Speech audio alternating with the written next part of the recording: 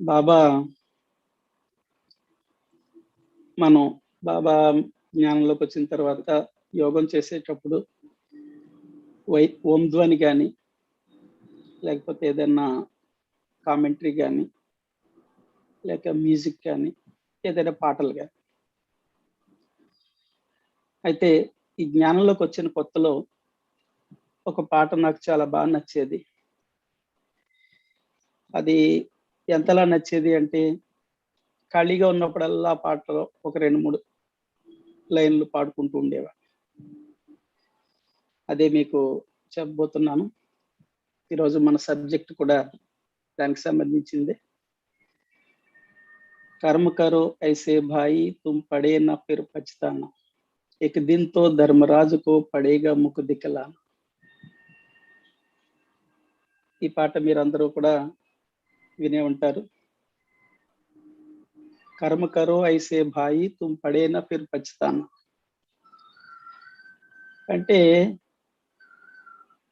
ఓ సోదరా, నీవు ఎటువంటి కర్మలు చేయాలి అంటే తర్వాత పశ్చాత్తాపడకూడదు. అంటే మనం ఒక కర్మ చేసే ముందు దాని పరిణామం ఏంటనేది ఆలోచించి అప్పుడు కర్మ చేయాలి. ఈ పాటలోని మొదటి లైన్లో అర్థం, నీవు ఎటువంటి కర్మలు చేయాలి అంటే చేసిన తర్వాత పశ్చాత్తాపడకూడదు. एक दिन तो धर्मराज को पड़ेगा मुख दिखलाना.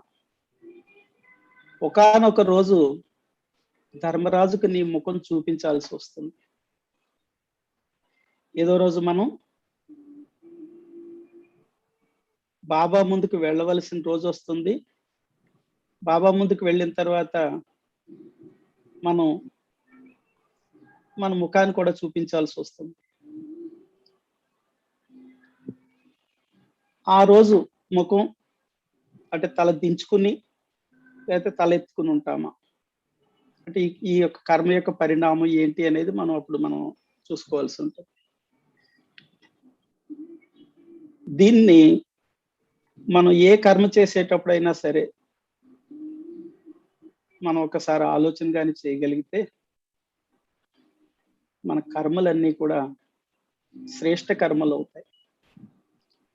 బాబా అనేక మురళీల్లో చెప్తుంటారు, అకర్మ వికర్మ సుకర్మల గురించి. దీని గురించి అయితే మన దగ్గర చాలా మంచి సబ్జెక్ట్ ఉంది, అందరికీ తెలుసు.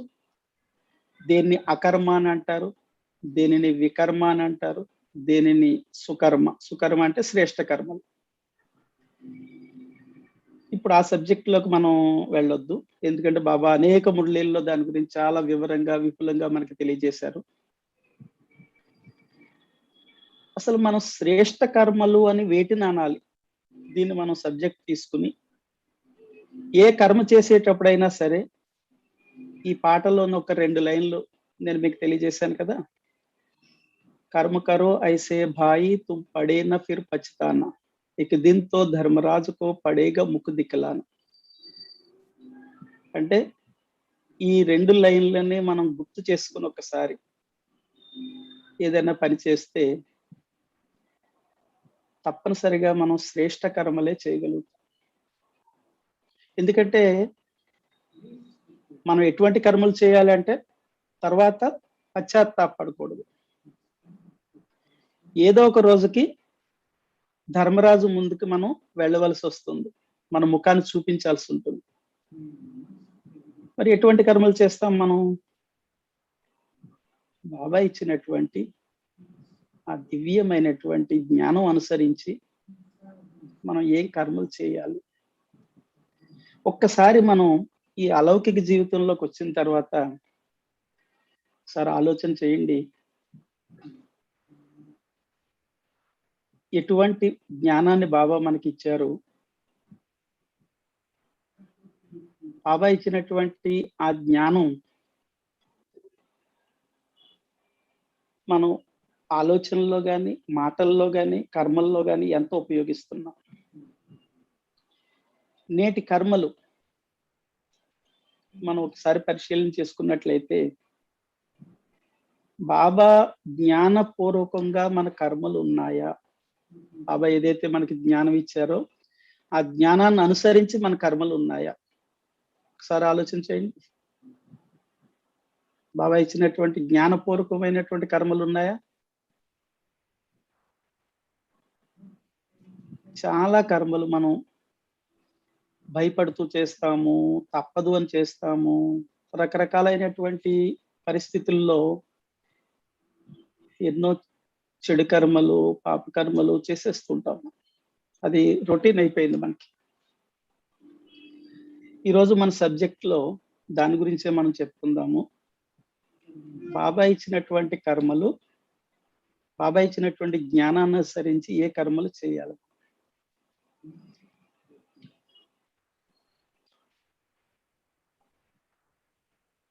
ఒక్కసారి కర్మ చేసాము అంటే దాని పరిణామం తిరిగి మనం మార్చలేమండి. ఆ కర్మ పైన కర్మ, కర్మ పైన కర్మ, ఇంకా అలా పాపకర్మలు చేస్తూనే ఉంటాం.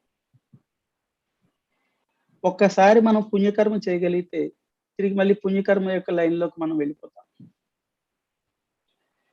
అసలు ఈ కర్మలు చేసే ముందు ఈ జ్ఞానాన్ని మనం ఒక్కసారి ఆలోచన చేసుకుని జ్ఞానపూర్వకమైనటువంటి కర్మ నేను చేయగలుగుతున్నానా? ఒకసారి మీరందరూ కూడా ఆలోచించేయండి. ఈ ప్రపంచంలో ఒక సుమారు ఒక 800 కోట్ల మంది ప్రజలున్నారు, మానవులు ఉన్నారు. జనాభా ఏమన్నా తక్కువైందండి? మనకి బాబాయి జన్మ ఇచ్చారు అంటే జనాభా తక్కువే ఇచ్చారా మనకి జన్మ? కాదు కదా.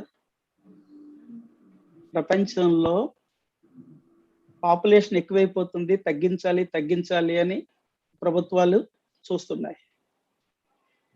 కానీ మనకి ఈశ్వరుడి జన్మ ఇచ్చారు అంటే సాధారణంగా అందరూ చేసేటటువంటి నార్మల్ ఏవైతే నిత్య కృత్యాలతోటి తన వ్యాపార వ్యవహారాలతో ఉన్నటువంటి కర్మలు చేయడం కోసం అయితే బాబా మనకి జన్మనివ్వలేదండి. దానికోసం ప్రపంచంలో బోల్డ్ మంది ఉన్నారు. మనం ఊహించేది వేరు, భగవంతుడు ఊహించింది వేరు. మనం ఎంతసేపు కూడా భౌతికంగా మన ఈ జీవితానికి సంబంధించినటువంటి కర్మలు ఎక్కువ చేయడానికి మనం ప్రాముఖ్యతని ఇస్తూ ఉంటాం. కానీ భగవంతుడు మన నుండి ఏమి ఆశించి ఈ జన్మనిచ్చారు మనకి? ఏదో ఒకటి భగవంతుడు మన నుండి ఆశిస్తున్నారు.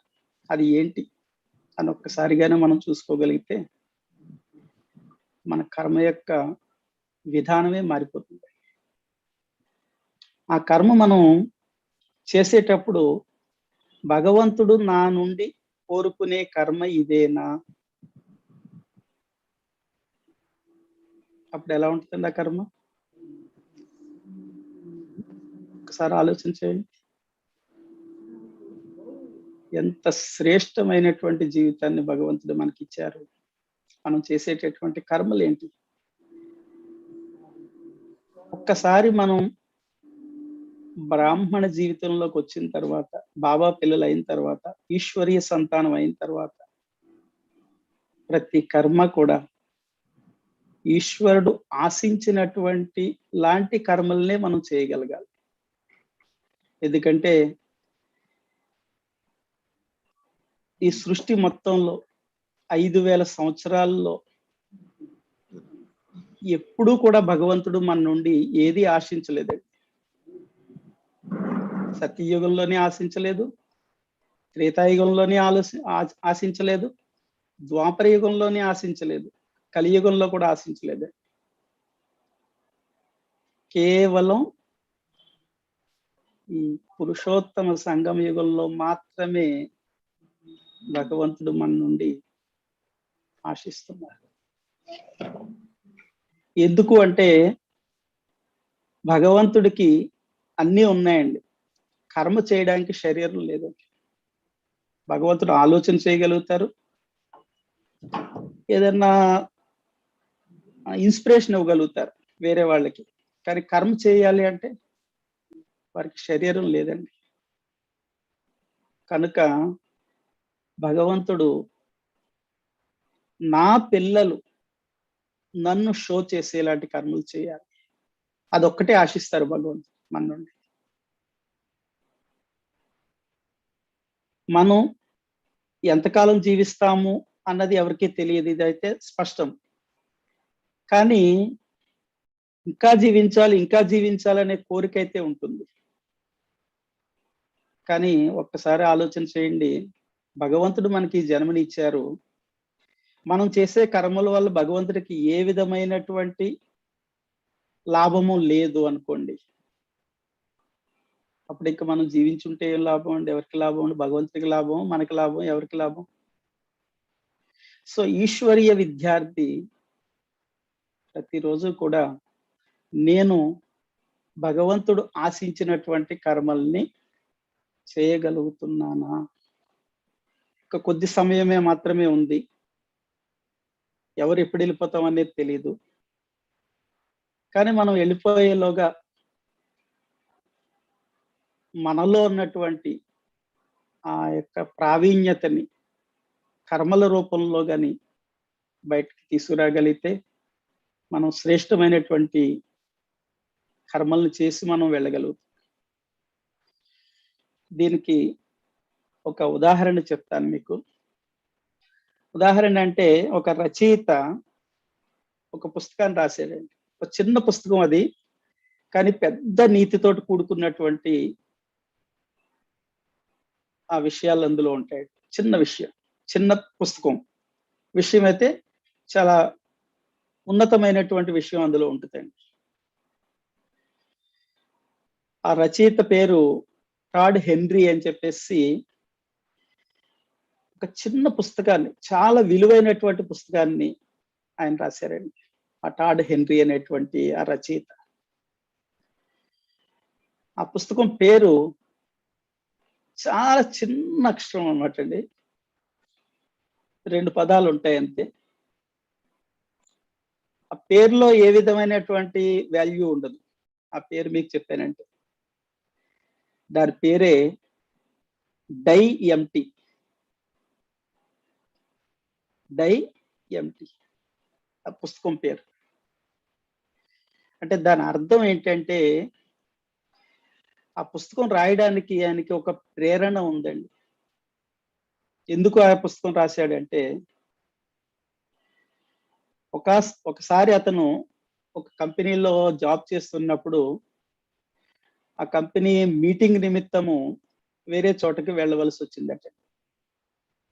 ఆ కంపెనీ డైరెక్టర్ గారు, ఈయన, ఇంకొక 4-5 కలిసి విదేశాలకి ఆ కంపెనీ మీటింగ్ నిమిత్తం వెళ్ళారు. అప్పుడు ఆ డైరెక్టర్ ఒక ప్రశ్న అడిగాట, మన కంపెనీని ఏ విధంగా అన్నా సరే ఉన్నతంలోకి తీసుకెళ్ళాలి, సో మనందరం కూడా కష్టపడి పనిచేస్తే మంచి మనలో ఉన్నటువంటి మేధస్సును ఉపయోగించగలిగితే మన కంపెనీ ముందుకు వెళ్తుంది అని చెప్పేసి ఆయన, ఆ డైరెక్టరు ఈయన ఒక ప్రశ్న అడిగాడట. ఈయనతో పాటు ఉన్నటువంటి 4-5 కూడా అడిగాడట.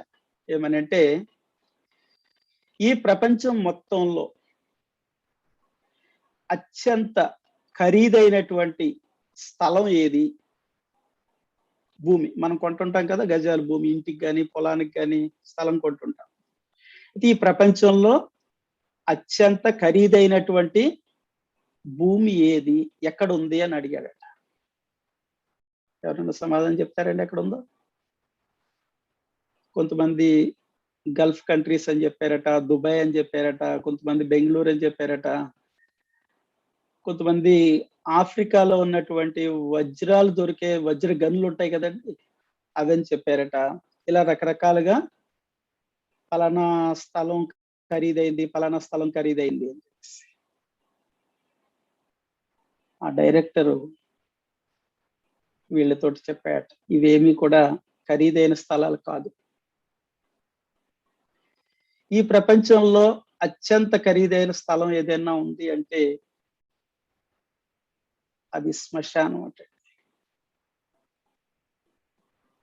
ఇది ఎవరైనా ఊహించారా? డై ఎంప్టీ అంటే ఖాళీగా మనం వెళ్ళిపోవాలటండి. మనలో చాలా విలువల్ని, గుణాలను, ఈ మేధస్సుని మనం ఉంచుకుని శ్మశానానికి వెళ్ళిపోతున్నాం అంటే. కనుక అలా మనం వెళ్ళకూడదు. ఖాళీ అయిపోయి వెళ్ళిపోవాలి. అంటే ఏమి ఇందులో మిగిల్చుకోకుండా, ఈ శరీరంలో, ఆత్మలో కాదండి. ఈ శరీరంలో. బ్రెయిన్ అంటే శరీరానికి సంబంధించిందే కదా! బ్రెయిన్ లో ఉన్నటువంటి మేధస్సు ఏదైతే ఉందో దాన్ని ఇక్కడ వినియోగించాలి మనం కర్మల రూపంలో. కనుక అతను చాలా వివరంగా చెప్పాడట. ఏమనంటే, ఈ ప్రపంచంలో అత్యంత ఖరీదైనటువంటి స్థలం ఏదైనా ఉంది అంటే అది శ్మశానమే. ఎందుకు? ఎందుకు అంటే ఆయన చెప్పాడటండి. మనలో ఎన్నో కళలు ఉంటాయండి. చాలా సృజనాత్మకతలు ఉంటాయి మనలో. మనలో చాలా మేధస్సు ఉంటుంది. దాన్ని సంపూర్ణంగా ఉపయోగించి జీవితాన్ని పరిపూర్ణంగా చేసుకుని చనిపోయేది చాలా తక్కువ మందట. ఇప్పుడు మనం చూస్తున్నాం కదా! అంబానీలు, టాటా బిర్లాలు వీళ్ళందరూ. కానీ మిగతా వాళ్ళంతా మేధస్సు ఎక్కడ పోతుందండి? సోమరితనం వల్ల కానీ, లేకపోతే ఎవరైనా అవకాశం ఇస్తే చేద్దామని కానీ, ఇలా రకరకాలుగా వాళ్ళలో ఉన్నటువంటి కుశలతని, ఆ మేధస్సుని, సృజనాత్మకతని, టాలెంట్ వాటినన్నీ కూడా మరుగున పెట్టేస్తున్నారట. ఇంత మేధస్సులు ఉన్నటువంటి వాళ్ళు, ఎంతో పరిపూర్ణమైనటువంటి శక్తి ఉన్నటువంటి వాళ్ళందరూ కూడా చనిపోయి ఎక్కడికెళ్తారండి? శ్మశానానికి వెళ్తారు. అంటే వీళ్ళ మేధస్సు అంతా కూడా అక్కడ ఉంటుంది. ఇక్కడ శ్మశానం. సో మరి మనం కూడా ఏదో రోజుకి, మనం అంటే ఆత్మ కాదు, శరీరం. ఈ శరీరం ఎక్కడికి వెళ్ళాలండి? ఎక్కడికి వెళ్ళాలి శరీరం? ఏదో రోజు శ్మశానానికి వెళ్ళిపోతుంది. వెళ్ళిపోయిన తర్వాత మనం ఏం చేయలేమండి. ఇప్పుడు బాబా ఎలాగైతే ఏ కర్మను కూడా తను స్వయంగా చేయలేరు, మన చేత చేయిస్తున్నారు బాబా. అలాగే మనం కూడా ఈ శరీరాన్ని విడిచిపెట్టి వెళ్ళిపోయిన తర్వాత ఏ పని చేయలేమండి. చిన్న సంతకం కూడా మనం పెట్టలేమండి. ఎవరికైనా ఏదైనా ఇవ్వాలనుకోండి, సైన్ చేయాలి కదా, చెక్ మీద కానీ లేకపోతే డాక్యుమెంట్స్ మీద కానీ. కనీసం మనం ఈ శరీరం విడిచిపెట్టి వెళ్ళిన తర్వాత ఒక చిన్న సంతకం కూడా, వేలి ముద్ర కూడా మనం వేయలేమండి. అయిపోయింది. ఏదైనా చేయగలిగితే ఇప్పుడు మాత్రమే, ఈ కొద్ది అంతిమ రోజులు, కొద్ది రోజులు ఉన్నాయి మనకి, మిగిలి ఉన్నాయి. ఈ కొద్ది రోజులు మాత్రమే మనం ఏదైనా కర్మను మనం చేయగలుగుతాం. మరి ఆలోచించండి, మనం రోజు చేసే పనులు ఎలా ఉన్నాయండి? మనం ఉదయం నుంచి సాయంకాలం వరకు, రోజు సంగతి పక్కన పెట్టండి, ఈ రోజు తీసుకుందాం మనం. ఈ రోజు ఉదయం నుండి సాయంకాలం వరకు ఏం పనులు చేసామండి? ప్రపంచంలో ఏ మానవులు చేయని పని ఏదైనా నేను చేశానా? ఒక్కసారి మీ హృదయం పైన చేసుకుని చెప్పండి.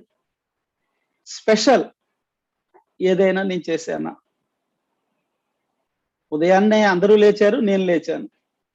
అందరూ మొహం కడుక్కున్నారు, నేను కడుక్కున్నాను. అందరూ టిఫిన్ తిన్నారు, నేను తిన్నాను. అందరూ వ్యాపారానికి లేకపోతే ఉద్యోగానికి వెళ్తారు, నేను వెళ్ళాను. అందరూ డబ్బులు సంపాదిస్తారు, నేను సంపాదించాను. అందరూ భోంచేశారు, నేను భోంచేశాను. అందరూ స్నానం చేశారు, నేను స్నానం చేశాను.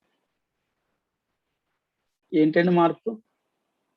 అంటే ఈ 800 కోట్ల మందిలోని మనం కూడా ఒకటా? లేక లేక భగవంతుడు కొంతమందిని సెలెక్ట్ చేసుకున్నారు. ఆ సెలెక్ట్ చేసుకున్నటువంటి వ్యక్తుల్లో నేను ఒకడినా? ఈ రోజు ఉదయం నుంచి సాయంకాలం వరకు నాకు నచ్చిన పనులు నేను చేశానా? భగవంతుడికి నచ్చినటువంటి కర్మలు నేను చేశానా? నాకు నచ్చినాయి అంటే అందరూ చేస్తున్నారు. మీ ఇంట్లో వాళ్ళు అందరూ చేస్తున్నారు, మీ పక్కింటి వాళ్ళు చేస్తున్నారు, మీ పక్క ఊరు వాళ్ళు కూడా అవే పనులు చేస్తున్నారు. ఇక వాటికి మనకేం తేడా లేదు. ఇవే పనులు జంతువులు కూడా చేస్తున్నాయి. ఉదయాన్నే లేస్తాయి, కాలకృత్యాలు తీర్చుకుంటాయి, వాటి ఆహారం కోసం మేత సంపాదించుకోవడం కోసం వెళ్తాయి. మనం కూడా అంతే కదా, డబ్బు సంపాదించుకోవడం కోసం వెళ్తున్నాం షాపులకు కానీ, ఉద్యోగానికి కానీ, దేనికైనా ఊర్లు కానీ. సో జంతువులు వాటికే వెళ్తున్నాయి ఆహారానికి, మనం వాటికే వెళ్తున్నాం. సో ఇంకా డిఫరెంట్ ఏంటంటే మనకి జంతువులకి. అందుకనేమో చాలా మంది మనుషుల్ని తిట్టాలి అంటే జంతువులతో పోల్చి తిడతారు. ఏం తిడతారండి మనుషుల్ని? మనిషిని మనిషిగా తిడతారా? మనిషిని మనిషిగా తిడతారు. రాక్షసుడన్నా అని తిడతారు, దున్నపోతన్నా తిడతారు, గాడిదన్నా తిడతారు. అంటే జంతువులు తోటి మనిషిని పోల్చుతున్నారండి. ఎందుకంటే జంతువులు కూడా అవే పనులు చేస్తున్నాయి, నువ్వు కూడా అదే పనులు చేస్తున్నావు. ఇంకేంటి నువ్వు చేసేది? ఈ 800 కోట్ల మందిలో స్వయంగా ఈశ్వరుడు నిన్ను సెలెక్ట్ చేసుకున్నారు, నిన్ను ఎంచుకున్నారు నిన్ను. సో మరి అలాంటి కర్మ నువ్వు చేస్తున్నావా? భగవంతుడు ఆశించినటువంటి కర్మ నువ్వు చేస్తున్నావా? ఒక్కసారి హృదయంపై చేసుకుని చెప్పండి, ఈ రోజు నేను ఏ పనులు చేశాను? అందుకనే మనలో ఉన్నటువంటి కుశలత, ప్రావీణ్యత, ఈ మేధస్సు ఇవన్నీ కూడా ఎక్కడ పోతున్నాయటండి? శ్మశానానికి పోతుంది. ఎందుకంటే ఈ బ్రెయిన్ లోనే నిక్షిప్తమై ఉన్నాయి, ఆ బ్రెయిన్ బాడీతో పాటు వెళ్ళిపోతుంది.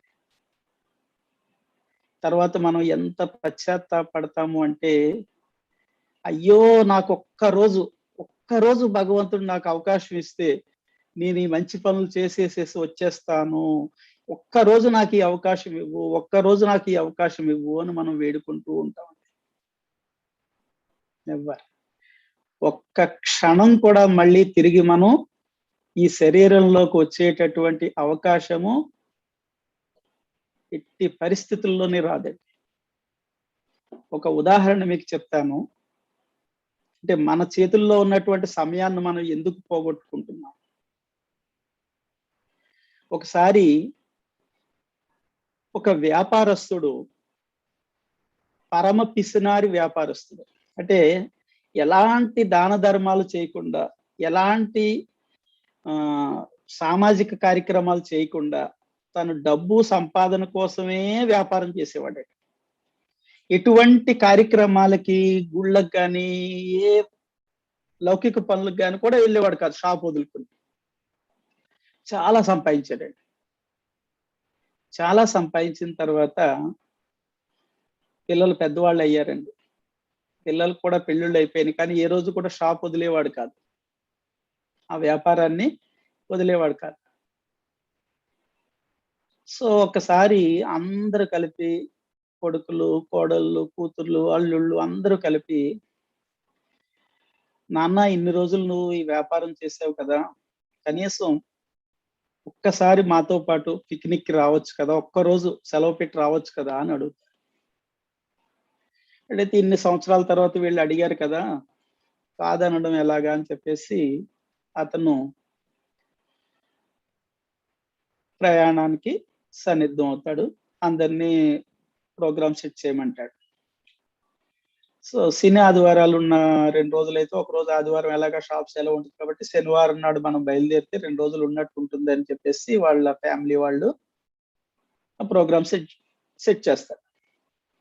షెడ్యూల్ ప్రకారము శనివారం ఉదయాన్నే బయలుదేరి వెళ్తారు. ఒక హిల్ స్టేషన్కి వెళ్తారు. హిల్ స్టేషన్కి వెళ్ళిన తర్వాత అక్కడి నుంచి వెళ్ళినటువంటి వీళ్ళ బస్సు స్కిడ్ అయిపోయి లోయలో పడిపోతుంది. పల్టీలు కొట్టుకుంటూ లోయలో పడిపోతుంది. అప్పుడు వీళ్ళు చూస్తారండి, కూడా వెళ్ళిన వాళ్ళందరూ కూడా అలా చెల్లాచెదురైపోయి ఉన్నారు. ఈయన అన్కాన్షియస్ లోకి వెళ్ళిపోయాడు. ఆ దెబ్బలు తగిలి తగిలి తగిలి ఆ పల్టీలు కొట్టి కింద పడిపోయింది కదండి. సో అప్పుడు అన్కాన్షియస్ లోకి వెళ్ళిపోతే నెమ్మదిగా అంబులెన్స్లు వచ్చినాయి. ఒక్కొక్కరిని తీసుకెళ్లారు. హాస్పిటల్లోకి తీసుకెళ్లి జాయిన్ చేశారు. ఈయన పైకి వెళ్ళాడు. అంటే శరీరాన్ని అన్కాన్షియస్ లోకి వెళ్ళిపోయాడు కదా, శరీరం నుంచి ఆత్మ బయటకు వచ్చేసింది. వచ్చేసేసి ఒక దేవలోకంలోకి వెళ్ళాడు. దేవలోకంలోకి వెళ్ళిన తర్వాత అక్కడ అందరూ కూడా వెల్కమ్ చెప్పారు. ఇతనికి స్వాగతం చెప్పి దివ్యమైనటువంటి ఈ లోకంలో మీరు చాలా సుఖవంతంగా, స్వర్గం అనమాట. సుఖం బాబా చెప్పినటువంటి స్వర్గం కాదు, మన లౌకికంలో చెప్పినటువంటి స్వర్గం. సో అందరూ కూడా చాలా సంతోషంగా జీవించవచ్చు అని చెప్పేసి ఈ ఈ యొక్క దివ్య లోకంలో మీరు సుఖ సంతోషాలతో జీవించండి అని చెప్పారు. సరే అని చెప్పేసి ఇతను వెళ్ళి అక్కడికి వెళ్ళి తనకు ఒక లాకర్, ఒక రూమ్ ఇస్తే ఆ రూమ్ లో తనకు కావలసినటువంటి కూడా అతను తెచ్చుకున్న ఏ ఉన్నాయో అవన్నీ కూడా అక్కడ పెట్టాడు. పెట్టి స్నానపానాలు అన్ని చేసుకుని అలాగా బయటికి వెళ్దామని చెప్పేసి బయటకు వచ్చాడట. బయటకు వస్తే ఎక్కడ చూసినా వజ్రాలు, వైడ్యూర్యాలు, నగలు అన్ని గుట్టలు కింద పోసున్నాయి. ఇతను అవన్నీ చూసుకుంటూ వెళ్ళి ఒక చోట ఆగి,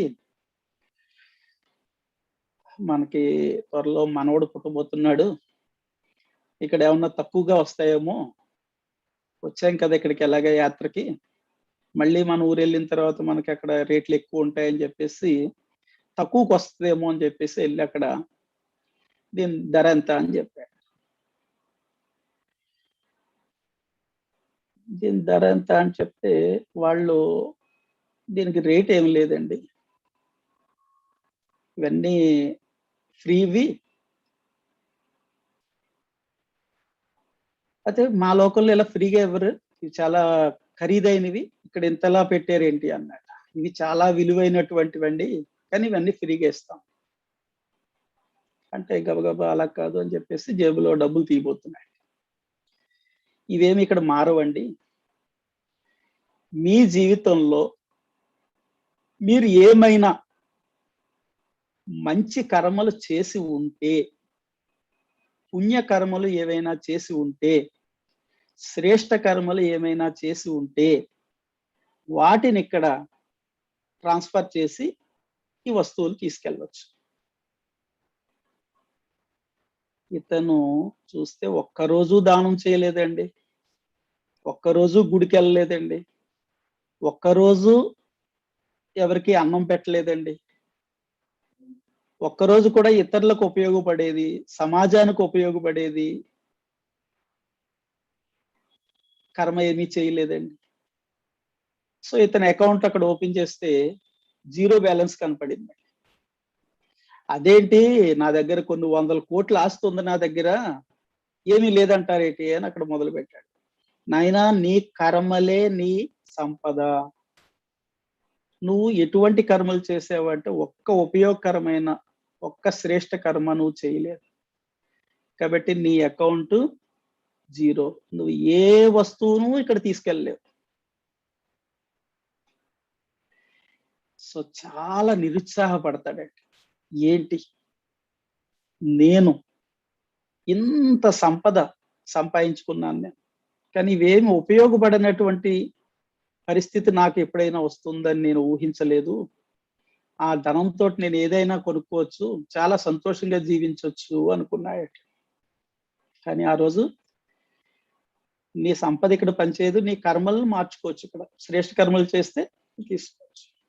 సో అవకాశం లేదండి, లేకపోవడం వల్ల చాలా నిరుత్సాహపడతాడు. ఇటువంటి స్వర్గలోకంలో నాకు ఉపయోగపడే పనులు ఏమీ చేయలేదు ఇంతకాలం నేను, ఓ భగవంతుడా,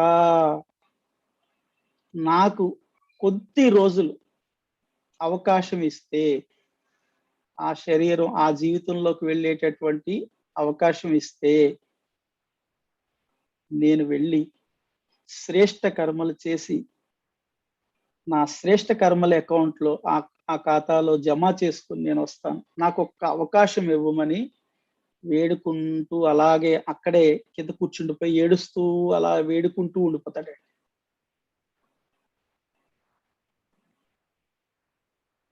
నెమ్మదిగా ఇక్కడ బస్సు లోయలో పడిపోయింది కదండి. వీళ్ళందరినీ హాస్పిటల్లో జాయిన్ చేశారు. ఈయన కోమాలో ఉన్నాడు. ఈయన కూడా హాస్పిటల్లో జాయిన్ చేశారు. కానీ అందరికీ చెప్పేశారటండి, మా చేతుల్లో లేదు, ఆ భగవంతుడు ప్రార్థించండి, మా చేతుల్లో ఏమి లేదు అని చెప్పేసి. సో ట్రీట్మెంట్ అయితే ఇస్తున్నారు. కోమాలో ఉన్నాడు, ఏం రెస్పాండ్ అవ్వట్లేదు. అక్కడ ఆత్మ వెళ్ళింది కదా, అక్కడ ఏడుస్తున్నాడు, నాకు కొంత సమయం ఇవ్వు, కొంత సమయం ఇవ్వు భగవంతుడా, నేను శ్రేష్ఠ కర్మలు చేసుకుంటాను నేను నా జీవితంలో. సుమారు 2 రోజులు గడిచిపోయిన తర్వాత ఇతని ఆరోగ్యం కొంచెం కుదుటపడి కోమాలోంచి కాన్షియస్ లోకి వచ్చాడండి. అప్పుడు స్పృహలోకి ఎప్పుడైతే వచ్చాడో చుట్టుపక్కల ఉన్న వాళ్ళందరినీ చూశాడండి. చూసి, ఓహో, ఇప్పటి వరకు నేను కలగన్నానా అనుకున్నాడు. ఓ భగవంతుడా, నీకు చాలా చాలా ధన్యవాదాలు. ఇక నా శేష జీవితాన్ని నువ్వు ఎలా జీవించాలో నాకు చక్కగా అనుభూతి చేయించావు అని చెప్పేసేసి ఒక మంచి నిర్ణయం తీసుకుని, ఇక ఆ రోజు నుంచి కూడా శ్రేష్ఠ కర్మలు చేయడానికి, పుణ్యకర్మలు చేయడానికి నా జీవితాన్ని వినియోగిస్తాను అని చెప్పేసి ఒక దృఢమైనటువంటి నిర్ణయాన్ని తీసుకుని నెమ్మదిగా రికవర్ అయ్యి హాస్పిటల్ నుండి ఇంటికి వచ్చాడు. ఇంటికి వచ్చిన తర్వాత ఎవ్వరు ఏం చెప్పినా సరే, ఈ జీవితానికి సరిపడ కర్మలు చేయవలసినవన్నీ చేసేసాను, ఇంకా నేను చేయవలసిన అవసరం లేదు. ఇక నా రాబోయే జీవితం గురించి, అంటే ఆ దివ్య లోకంలో నేను జన్మ తీసుకుంటే ఆ దివ్య లోకంలోకి నాకు కావలసినటువంటి సంపదని నేను ఇప్పుడు తయారు చేసుకుంటాను. అదేంటండి? శ్రేష్ఠ కర్మలు. ఆ శ్రేష్ఠ కర్మలు నేను ఇప్పుడు తయారు చేసుకుంటాను అన్నాడట. అని ఆ నిర్ణయం తీసుకుని ఇంకా అప్పటి నుంచి కూడా ఆ జీవితాన్ని తను పరివర్తన చేసుకుని ఒక శ్రేష్టమైనటువంటి కర్మలను చేయడం మొదలు పెట్టాడట. ఇది అతనికి ఆ ఒక్క రోజు జ్ఞానోదయమైనటువంటి సమయం. అలాగే మనకు కూడా ఎన్నో సందర్భాల్లో ఈ జీవితం మీద విరక్తి కలిగి, ఎందుకు జీవితం భగవంతుడా, ఎందుకు ఇన్ని బాధలు, ఇన్ని కష్టాలు అని విసిగిపోయినటువంటి రోజులు మనకు కూడా కొన్ని ఉంటాయండి. ఉన్నాయా లేవా? ఏ కష్టం లేకుండా సుఖంగానే గడిచిపోయే రోజులు ఉన్నాయి అందరికీ. అలా ఉండవండి. జీవితం అంటేనే అప్ అండ్ డౌన్స్ అండి. ఒకరోజు చాలా బాగుంటది, ఒకరోజు బాధలు కష్టాలు, మళ్ళీ ఒక రోజు బాగుంటది, మళ్ళీ ఒక రోజు బాధలు కష్టాలు. సో మరి మనం ఈ జీవితంలో ఈ సాధారణమైనటువంటి కర్మలు ఏవైతే ఉన్నాయో అవన్నీ చేస్తూనే ఉన్నాం మనం. దాని గురించి పెద్దగా మనం ఎక్కువ కష్టపడిపోవాల్సినటువంటి అవసరం లేదు. ఎవరు చెప్పినా చెప్పకపోయినా మనం చేసే కర్మలు ఎలాగా అవే, ఉదయం లేచినప్పటి నుంచి సాయంకాలం దాకా. కనీసం కొంత సమయం కేటాయించుకుని మన రాబోయే జీవితం గురించి కొన్ని శ్రేష్ఠ కర్మలు చేయడానికి మన ఒక దృఢమైనటువంటి నిర్ణయాన్ని మనం తీసుకోవాలి. అది ఎలాంటిది అంటే మనం మన జీవితంలో మనల్ని చూసి అనేక మంది ఇన్స్పైర్ అయ్యి వాళ్ళు కూడా ఇలాంటి కర్మలు చేయాలి. బాబా చాలా సార్లు జ్ఞానంలో చెప్పారు, మురళిలో చెప్తుంటారు, కర్మ అనేది మన భవిష్యత్తును నిర్ణయిస్తుంది. ఇప్పుడు చేసినటువంటి కర్మ యొక్క ఫలం ఇప్పుడే రాకపోవచ్చు. మనం అనుకోవచ్చు, చాలా మంచి పనులు చేస్తున్నానండి నేను, కానీ ఎప్పుడూ నాకు సుఖం ఉండలేదండి అంటారు. కర్మలు బీజాలు నాటడం అండి. ఈరోజు బీజం నాటితే ఫలం వెంటనే వచ్చేస్తాం. ఈరోజు ఒక విత్తనం తీసుకెళ్లి నాటి రేపే నాకు ఫలం కావాలి అంటే బాబా కూడా అదే చెప్తున్నారు. మీరు శ్రేష్ఠ కర్మలు చేస్తూ వెళ్ళండి. మీరు రాబోయే భవిష్యత్ అంతా కూడా ఈ ఇప్పుడు చేసినటువంటి కర్మల యొక్క ప్రభావంతో శ్రేష్టమైనటువంటి జీవితాన్ని మీరు జీవించగలుగుతారు. సో మరి మనం ఈ రోజున ఒకసారి ప్రశ్నించుకుందాం. మనం ఇప్పటి నుండి మనం ఏ కర్మలు చేస్తే భవిష్యత్తులో మనకి 21 జన్మల వరకు కూడా శ్రేష్ట భాగ్యాన్ని మనం పొందగలము. ఒకసారి ఆలోచించి. మనం చాలా అనుకుంటామండి. అంటే ఆలోచనలు చాలా ఉంటాయి, కానీ కర్మల్లో పెట్టేవి చాలా తక్కువ అండి. కర్మల్లో పెట్టేవి చాలా తక్కువ అండి. ఎన్ని అంటే దాన్ని మనం చెప్పలేమండి. ఇంకా కర్మల్లోకి వచ్చేటప్పటికి చాలా తక్కువ వచ్చేస్తాయండి. ఎందుకని అంటే ఆలోచన చేసినవి అన్ని కూడా కర్మల్లో పెట్టలేము. ఒకటి, కర్మ చేద్దాం అనుకున్న వాడికి మన మూడ్ మారిపోతుంటుంది. ఇంకోటి, ఒక్కసారి ఆలోచన చేయండి. అందరూ కూడా నేను చేసే కర్మలకి పరిణామము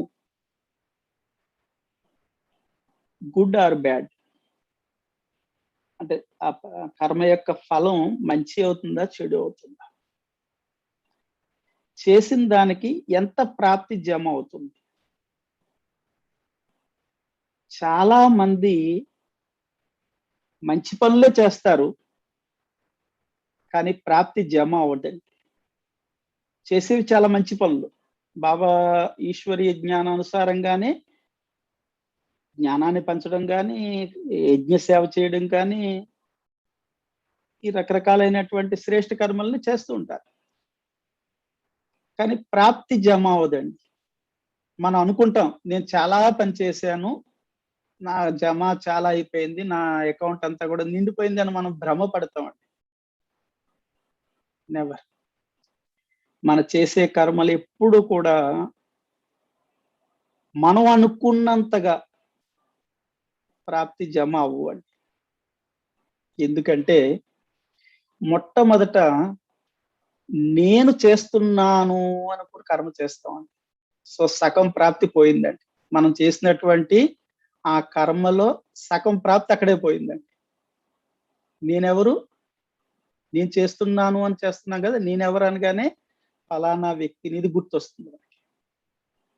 సో సగం ప్రాప్తి అక్కడ పోయింది.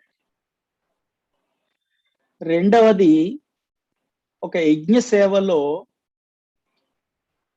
భగవంతుడు మనకి ఇచ్చినటువంటి ఈ శ్రేష్ఠ జీవితంలో, ఈశ్వరీ జీవితంలో భగవంతుడు ఆశించినటువంటి కర్మలు ఎవరు మనకి చెప్పక్కర్లేదండి. కొంతమంది ఏం చేస్తారంటే వాళ్ళు చెబితే నేను చేస్తాను, ఏం చెప్పకుండా మనం ఎందుకు చేయడం అంటే శరీరానికి కొంత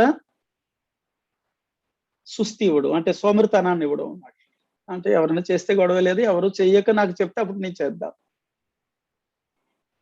అంటే కొన్ని సేవలు మనంతటా మనమే చేయొచ్చు, ఎవరు చెప్పనవసరం లేదు. ఎందుకంటే బాబా ఈశ్వరీ జ్ఞానంలో చాలా ఫ్లెక్సిబిలిటీ ఇచ్చారు మనకి. కొన్ని సేవలు మనం చేయొచ్చు, అన్ని కాదు, కొన్ని ఇండివిజువల్ గా మనం చేయొచ్చు. అలాంటి వాటిని మనకి ఎవరు చెప్పనవసరం లేదండి.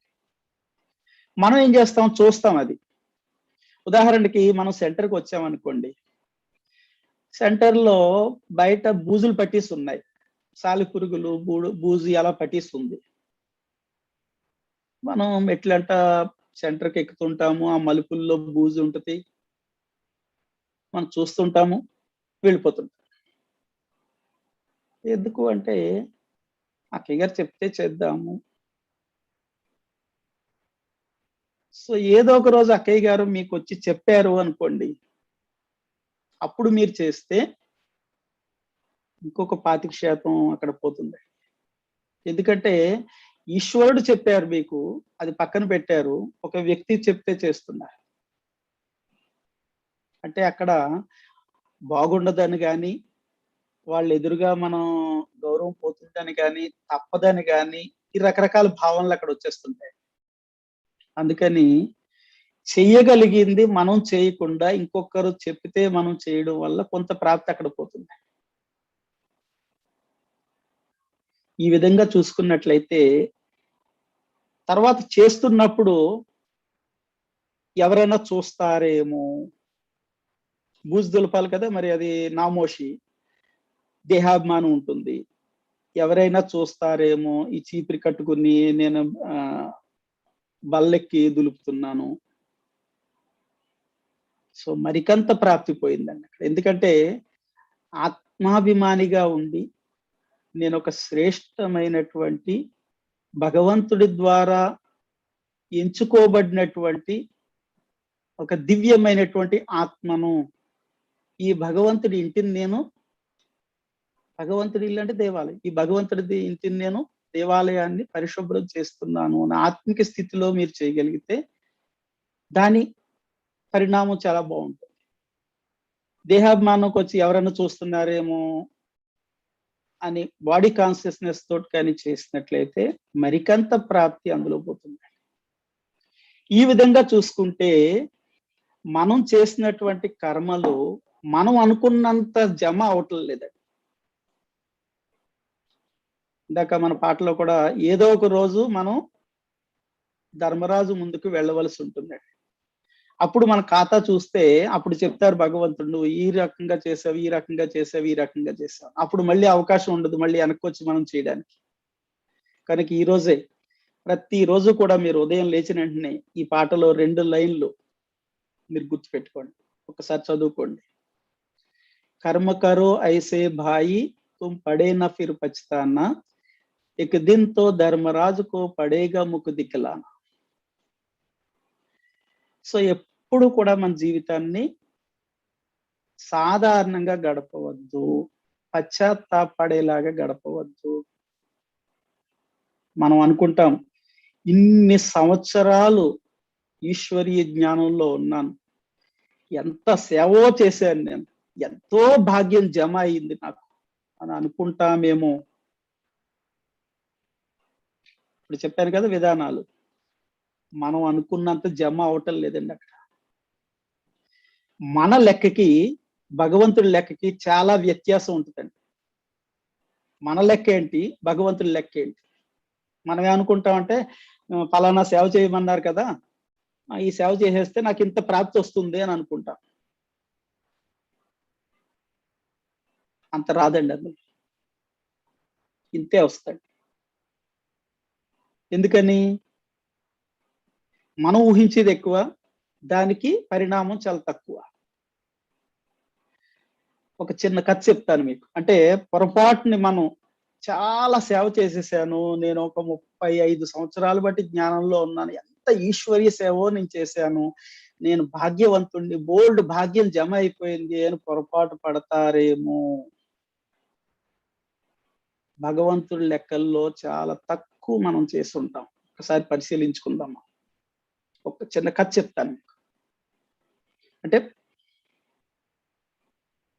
కర్మ దాని పరిణామం, అంటే ఒక పని చేస్తే దానికి ఎంత ప్రాప్తి వస్తుంది అండి. ఓకే, వింటున్నారు కదా అందరూని? ఒక రోజు ఒక ఇద్దరు వ్యాపారస్తులు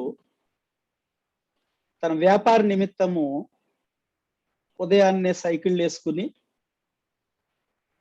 ఆ వ్యాపార వస్తువులు పెట్టుకుని వేరే ఊరు వెళ్తారండి. ఇద్దరు వ్యక్తులు, ఇద్దరు 2 సైకిళ్ళ మీద వెళ్తారు. కూడా మరి ఉదయాన్నే వెళ్తారు, సాయంకాలం దాకా రారు కదా. సో కూడా కొంచెం ఇంట్లో క్యారేజీ పెట్టి ఇచ్చేస్తారు. సాయంకాలం తినడానికి మళ్ళీ ఏవో పెట్టిస్తారు. మధ్యాహ్నం భోజనం, సాయంకాలం ఏవో తినడానికి ఏవో స్నాక్స్ పెడతారన్నమాట. అవి తీసుకుని బయలుదేరతారు. వీళ్ళు బయలుదేరితే వేరే ఊరు వెళ్ళిపోతారు ఇద్దరుని. మధ్యాహ్నం దాకా వాళ్ళు అమ్మవలసినవి అమ్మేస్తారు. మధ్యాహ్నం ఒక చోట కూర్చుని ఇద్దరు కూడా క్యారేజీలు ఓపెన్ చేసి ఆ భోజనం చేసేస్తారు. లంచ్ అయిపోతుంది. మళ్ళీ మిగిలిన ఏమన్నా ఉంటే అవి కూడా ఇచ్చేసేసి కొన్ని సామాన్లు కొనుక్కుని తిరుగు ప్రయాణం అవుతారండి.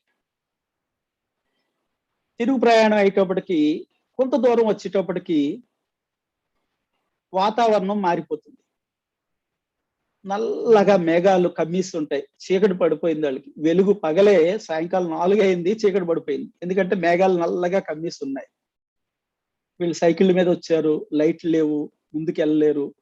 చూస్తే అంతా నిర్మానుష్యంగా చెట్లు పుట్లు ఉన్నాయండి.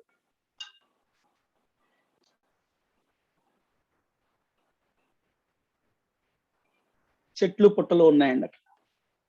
సో ఇంకా ఈ ప్రయాణం మనం ముందుకు వెళ్ళలేము అని చెప్పేసి ఒక చిన్న షెడ్ ఉంటే అక్కడ ఆగుతారు.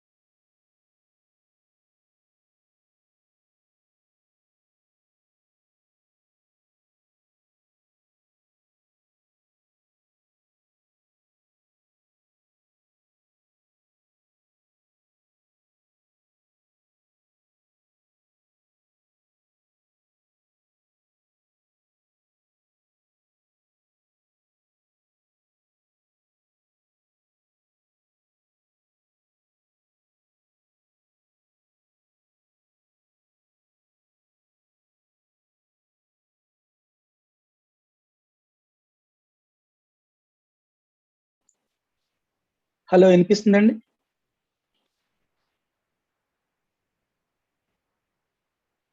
ఓం శాంతి. వినిపిస్తుందండి?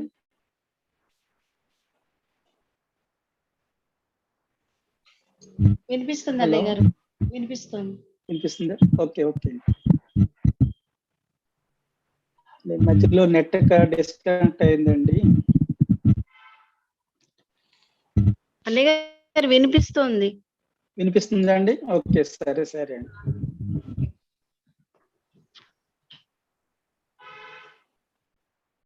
ఒక్క నిమిషం అండి.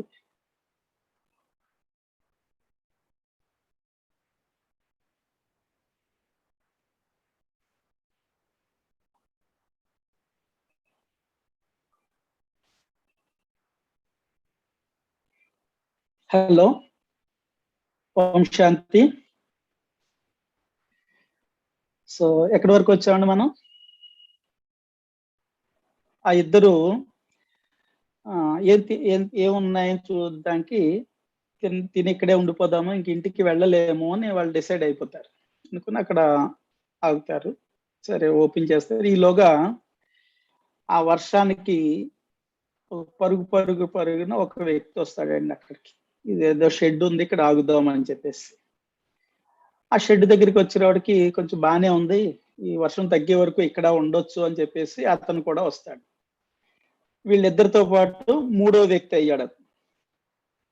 అతను ఏమంటే ఇక్కడ ఉండొచ్చా నేను అంటే, అదేం భాగ్యం ఉండొచ్చు, ఇదేం మాదేం కాదు, ఇది మేము ఇక్కడ వర్షంగా ఉందని చెప్పేసి ఆగాము అని చెప్పి అంటారు. సరే, ఈలోగా వీళ్ళిద్దరూ బాక్సులు ఓపెన్ చేస్తే అందులో రొట్టెలు ఉంటాయండి. ఈ మూడో వ్యక్తి కూడా నాకు కూడా ఆకలేస్తుంది, ఏం తినలేదు అని అంటాడు. అయితే మా దగ్గర ఉన్న రొట్టెలు పంచుకుందాము అని చెప్పేసి బయటికి తీస్తారు. మొదటి వ్యక్తి దగ్గర 5 రొట్టెలు ఉంటాయండి. రెండో వ్యక్తి దగ్గర 3 రొట్టెలు ఉంటాయండి. ఉన్నది ముగ్గురు, 5, 3, 8 రొట్టెలు ఉన్నాయండి. ఎలా పంచుకోవాలి? మొదటి వ్యక్తి దగ్గర 5 రొట్టెలు బయటికి తీశాడు, రెండో వ్యక్తి దగ్గర 3 రొట్టెలు బయటికి తీశాడు. ఉన్నది ముగ్గురు, 8 రొట్టెలు ఉన్నాయి.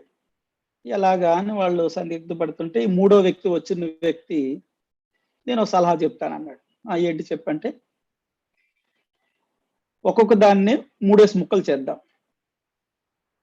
8 రొట్టెలు 8 3 24 ముక్కలు అవుతాయి. ముగ్గురు 3 8 ముక్కలు తీసుకుందాం.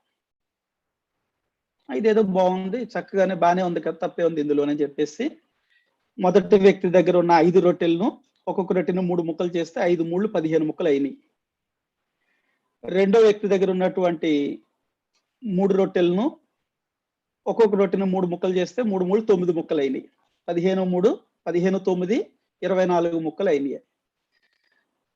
మొదటి వ్యక్తి 8 ముక్కలు తీసుకున్నాడు, రెండో వ్యక్తి 8 ముక్కలు తీసుకున్నాడు, మూడో వ్యక్తి కూడా 8 ముక్కలు తీసుకున్నాడు. 3 8 24 సరిపోయినాయి. హాయిగా తినేసేసి అక్కడే విశ్రాంతి తీసుకుందాం అని అలాగా జారబడి పడుకుని పోతారు.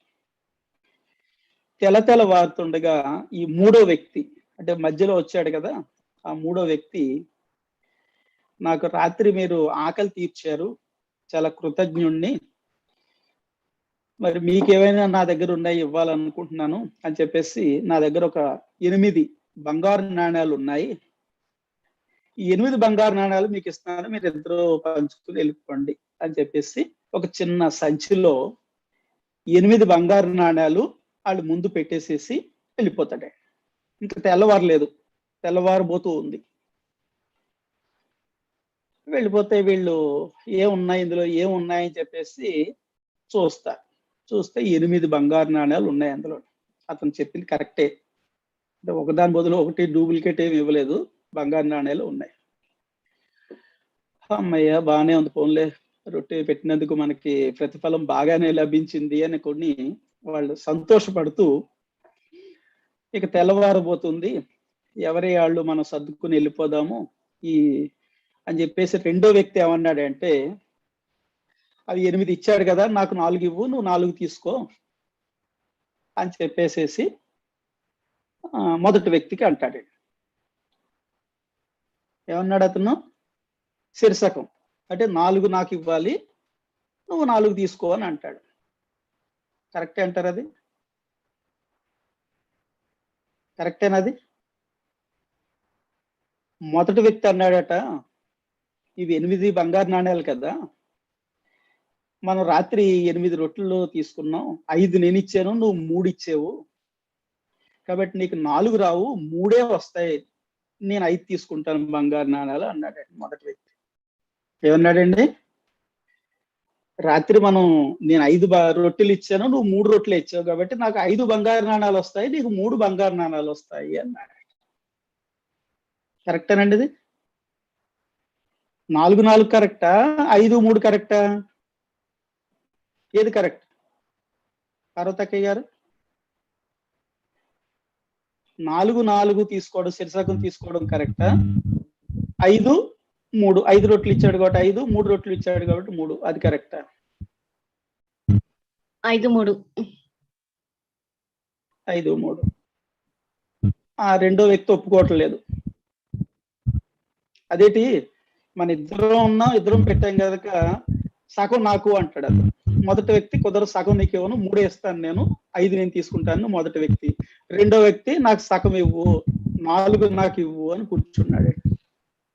తెల్లవారిపోయింది, చుట్టుపక్కల వాళ్ళందరూ వచ్చారు, పంచాయతీ అయింది. పంచాయతీ అయితే ఆ గ్రామ సర్పంచ్ దగ్గరికి తీసుకెళ్లారు. పూర్వం గ్రామాధికారులు ఉండేవారు కదా, గ్రామాధికారి దగ్గరికి ఈ గొడవ వెళ్ళిందండి.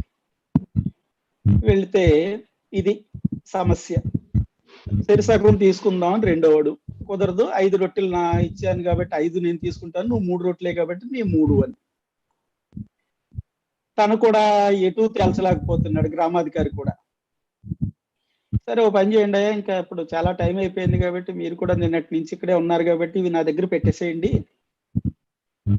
మీ ఇంటికి వెళ్ళిపోండి, మీరు రేపు ఉదయం రండి, రేపు ఉదయం వస్తే నేను దీనికి చక్కటి పరిష్కారాన్ని నేను మీకు తెలియచేస్తాను అని చెప్పేసి వాళ్ళిద్దరిని ఇంటికి పంపించేస్తారండి. వీళ్ళు కూడా రాత్రి అంతా అక్కడ ఉన్నారు, సరే తిండి ఏమి లేదు, స్నానం లేదు అని చెప్పేసి సరే అని చెప్పేసి ఆ 8 బంగారు నాణాలు ఆ గ్రామాధికారి దగ్గర వదిలేసేసి ఇంటికి వెళ్ళిపోతారండి. ఎవరింటికి వాళ్ళు వెళ్ళిపోతారు. ఏదో వచ్చిందని చెప్పేసి చెరుకో 4 తీసుకున్నా పోను, ఓన్లే అతను 5 ఇచ్చాడు కదా అని 5 ఇచ్చేసేసి 3 తీసుకున్నా బాగుండు, ఎవ్వరూ రాజీ పడలేదండి. అంటే మనం చేసిన పనికి వచ్చిన పరిణామాన్ని కొట్టుకోవడంలో సరిపోయిందండి ఇద్దరు. సరే గ్రామాధికారి ఏం చెప్పాడు, నా దగ్గర పెట్టేసుకోండి మీరు అన్నాడు. అతని దగ్గర పెట్టాడు. పెట్టిన తర్వాత వెళ్ళిపోయారు. ఆ రోజు రాత్రి మరుసటి రోజు పొద్దున్న రమ్మన్నాడు కదండి గ్రామాధికారి. ఆ రోజు రాత్రి గ్రామాధికారి కళ్ళలోకి ఈ 3వ వ్యక్తి వచ్చాడేటండి. 3వ వ్యక్తి అంటే ఆ బంగారు నాణాలు ఇచ్చినటువంటి వ్యక్తి గ్రామాధికారి కళ్ళలోకి వచ్చాడేటండి. ఏమయ్యా నాయన, నీ దగ్గర సమస్య వచ్చింది కదా, తగు తీర్చమని వచ్చారు కదా, నువ్వు ఏమనుకుంటున్నావు, ఏది కరెక్ట్ అనుకుంటున్నావు అని కళ్ళలో అడిగాడట. అడిగితే గ్రామాధికారి ఆలోచించి 5, 3 ఇవ్వడమే కరెక్ట్ ఏమో అనుకుంటున్నానండి నేను అన్నాడు. 4, 4 ఎలా ఇస్తాము, ఎందుకంటే ఇద్దరు సమంగా అయితే పంచలేదు కదా వాళ్ళు, ఒకడు 3 రొట్టెలు ఇచ్చాడు, ఒకడేమో 5 రొట్టెలు ఇచ్చాడు కదా, కాబట్టి 5 వాడికి 5, 3 ఇచ్చిన వాడికి 3 నాణాలు ఇస్తేనే సబబని అనుకుంటున్నానయ్యా అన్నాడు.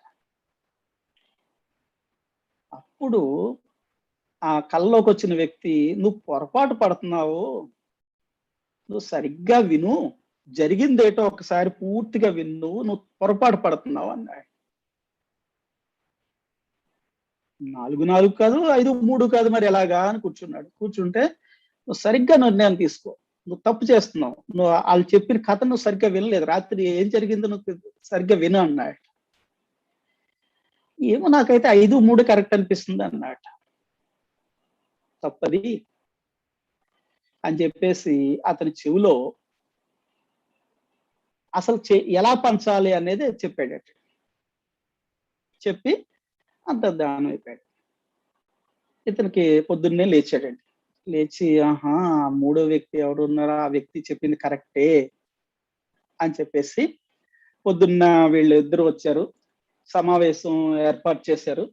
సమావేశంలో కూర్చున్న తర్వాత అప్పుడు గ్రామాధికారి బయటకు వచ్చి, మీరిద్దరు ఏమన్నా తేల్చుకున్నారా అని అడిగాడు ముందుగా. లేదండి, నాకు 4 ఇవ్వాలని రెండోవాడు, మొదటివాడేమో నాకు 5 వస్తాయి, ఇతనికి 3 వెళ్తాయి అని మొదటివాడు ఇంకా అలాగే కూర్చుని ఉన్నారు. మరుసటి రోజు కూడా వాళ్ళకి జ్ఞానోదయం అవ్వలేదండి. అయితే మీ ఇద్దరిదే తప్పు లెక్క, నేను సరైన లెక్క చెప్తున్నాను. మొదటి వ్యక్తికి 7 బంగారు నాణ్యాలు ఇవ్వాలి, రెండో వ్యక్తికి 1 బంగారు నాణ్యమే ఇవ్వాలని చెప్పేసి తీర్పిచ్చాడు. 4 4 అంటే కాదన్నారు, 5 3 అంటే కాదన్నారు. ఈయన వచ్చి ఏం చెప్పాడండి గ్రామాధికారి, మొదటి వ్యక్తికి అంటే 5 రొట్టెలు ఇచ్చినటువంటి వ్యక్తికి 7 బంగారు నాణాలు ఇవ్వాలి, 3 రొట్టెలు ఇచ్చినటువంటి వ్యక్తికి 1 బంగారు నాణ్యమే ఇవ్వాలి, 8లోని 7 అతనికి 1 ఇది అని చెప్పాడు. కరెక్ట్ అంటారండి పార్వతక్క గారు? సో ఎలా కరెక్ట్ అనేది ఆయన చెప్పాడు. అదే చెప్తున్నాను నేను, ఏంటంటే మన లెక్కకి భగవంతుడి లెక్కకి ఎంత తేడా ఉంటుంది. మనం ఇంత పని చేసి ఇంత భాగ్యం తయారైపోయిందని కలలు కంటావేమో, భగవంతుడి లెక్కల్లో ఎలా ఉన్నాయో చూసుకోవాలి. ఆ గ్రామాధికారి అప్పుడు వీళ్ళిద్దరు నిర్ఘాంతపోతారు. మొదటి వ్యక్తి ఆనందపడుతుంటాడు, రెండో వ్యక్తి ఏమో నీరు గారిపోతాడు.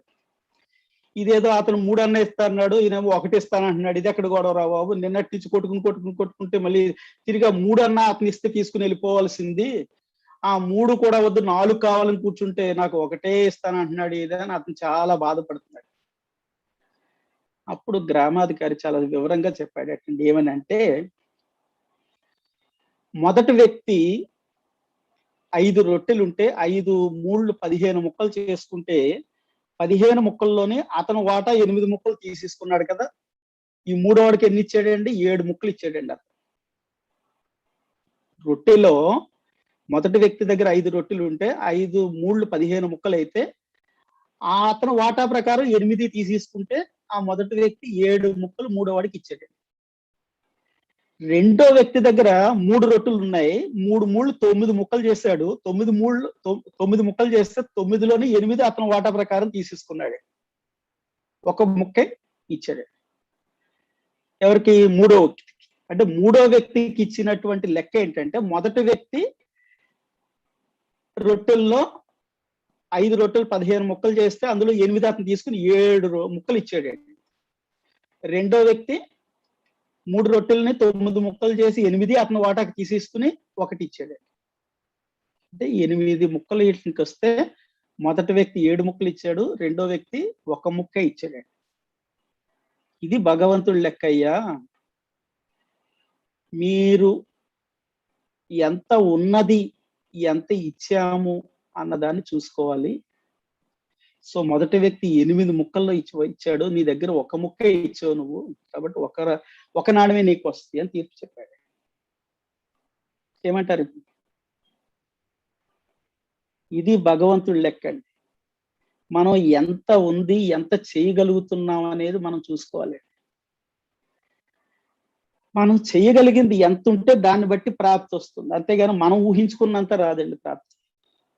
మనం ఏదో అనుకుని మేము ఏదన్నా ఈ విధంగా వస్తే, ఈ విధంగా చేస్తే ఎంతో భాగ్యం తయారైపోతుంది, లేకపోతే ఇన్ని సంవత్సరాలు సీనియర్ నేను కాబట్టి నేను ఇన్ఛార్జ్, నేను లేకపోతే ఈ సేవకి నేను నిమిత్తుడిని, ఇలా రకరకాలుగా మనం ఏవైతే ఊహించుకుంటూ ఉంటామో అవన్నీ కూడా మనం కర్మ యొక్క ప్రారంధాన్ని ఇక్కడే అనుభవించేస్తున్నాం.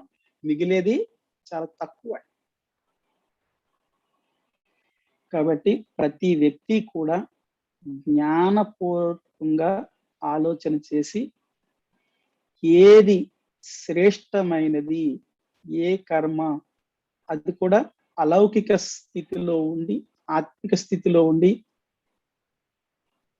మనం ఈశ్వరీయ స్మృతిలో మనం ఎంత చేయగలుగుతామో అంత ఈ కొద్ది రోజులు, ఈ చిన్న జీవితం, ఈశ్వరీ జీవితం ఎంత ఉందండి? చాలా తక్కువ జీవితం ఉంది. ఈ జీవితంలో మనం ఎంత చేయగలుగుతామో అంతా చేయగలిగితే భగవంతుడి లెక్కలో మనది ఎక్కువ ఖాతా జమ అయి ఉంటుందండి. కాబట్టి ఈ లభించినటువంటి మన ఈశ్వరీయ జీవితాన్ని శ్రేష్ట కర్మలు చేయడం కోసం మాత్రమే వినియోగించాలి. ఎందుకంటే మిగతా వాటికి చాలా మంది ఉన్నారు.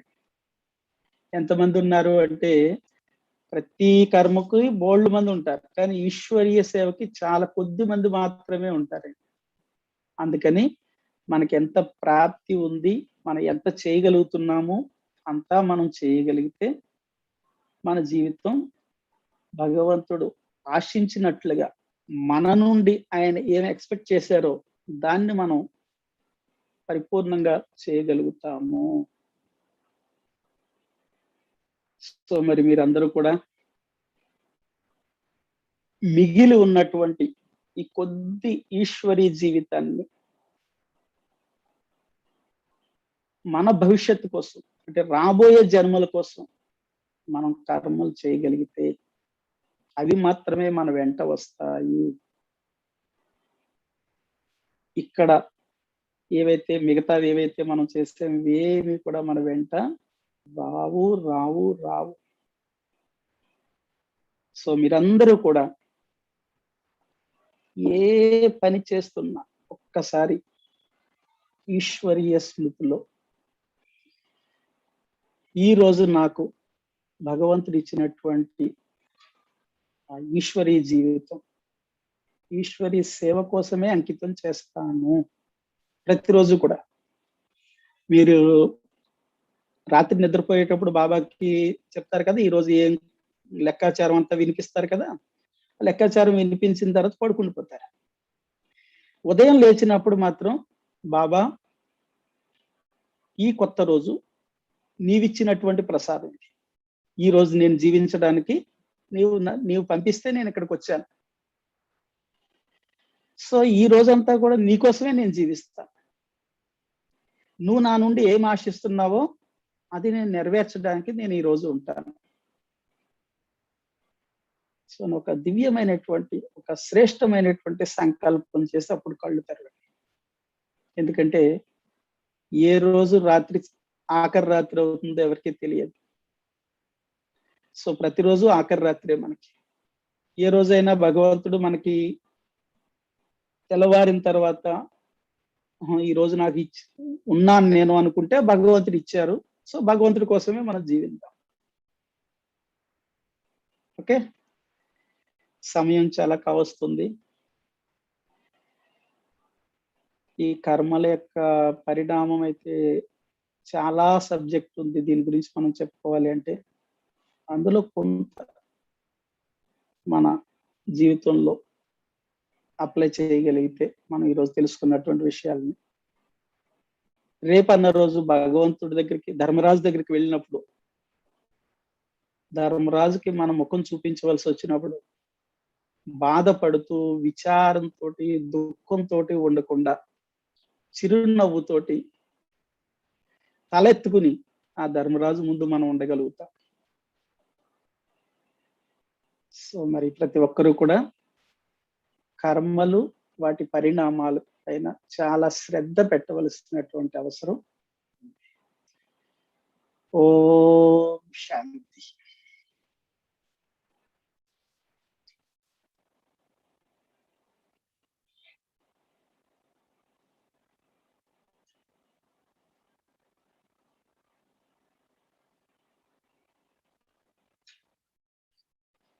మరి ఈ రోజు క్లాసు ఇక్కడితోటి పూర్తవుతుంది.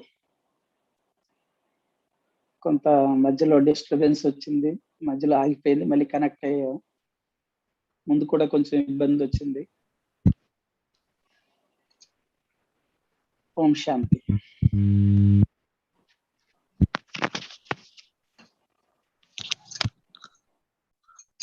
అన్నయ్య గారు, ఏ జరిగినా కళ్యాణం అంటారు కదా బాబా. అలాగే ఇప్పటి వరకు మేము పెట్టిన క్లాసుల్లో ఎప్పుడు ఇలా డిస్టర్బ్ కాలేదు. లాస్ట్ వీక్ జరిగింది అంటే ఏదో కళ్యాణం ఉంది. మళ్ళీ మళ్ళీ మీరు మా గ్రూప్ కి రావాలనే ఇలా జరుగుతుందేమో అనుకుంటున్నాను నేనైతే. ఎందుకంటే ఎప్పుడు ఇలా జరగలేదా? అదే అయ్యి ఉండొచ్చు. అందుకే ఇలా అదే అన్నయ్య గారు, మీరు ఎంతో నిజంగా సహనశీలి ఆత్మ అంటే మళ్ళీ ఎక్కడా అని కాదు, మీ దగ్గర ఎంతో ఓర్పు నేర్పు ఉంది. ఎంత నిదానంగా చాలా చక్కగా క్లాస్ చేస్తున్నారు. ఇంత డిస్టర్బెన్స్ జరిగినా కూడా క్లాస్ బాగా చెప్పారండి. నిజంగా బాబా అంటే బాబా పిల్లలకి ఎంత సహనం ఉందంటే నేను చాలా ఆశ్చర్యపోతున్నాను. ఎందుకంటే మీరు మొదలు పెట్టినప్పటి నుంచి డిస్టర్బెన్స్లు వచ్చినాయి ఈ రోజు. అయినా కానీ క్లాస్ నిర్వహణ జరిగింది. పర్వాలేదు అన్నయ్య గారు. మనం యూట్యూబ్ లో అప్లోడ్ చేస్తాం కదా, అక్కడ చూస్తారు. పర్వాలేదు. మీరు మళ్ళీ మా గ్రూప్ లోకి రావాలని మనసా వాచా కర్మణ కోరుకుంటున్నాము. తప్పనిసరిగా ఈ డిస్టర్బెన్స్ వల్ల మళ్ళీ మిమ్మల్ని కోరుతున్నాము తప్పకుండా. ఓకే అండి, పర్వాలేదు. ఏదైనా డ్రామా అనుసారంగా అంతే అండి. నిజంగా మీరు శ్రేష్ఠ పురుషార్థి సహనశీలి ఆత్మ అంటే మీరే. అంత సహనం ఉంది మీలో. బాబా ఇచ్చినటువంటి జీవితం అండి ఇది. మనదేముంది గారు, బాబా ఏదైతే ఆశిస్తున్నారో అలా మనం జీవించడానికి ప్రయత్నం చేస్తున్నాం అంతే. అవునండి. మన ప్రయత్నం ఏంటంటే బాబా ఆశించినట్లుగా మనం జీవించడం.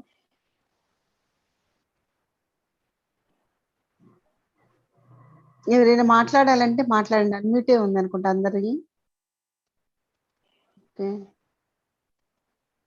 కుమారకే మాట్లాడితే మాట్లాడండి. ఓం శాంతి అన్నయ్య గారు.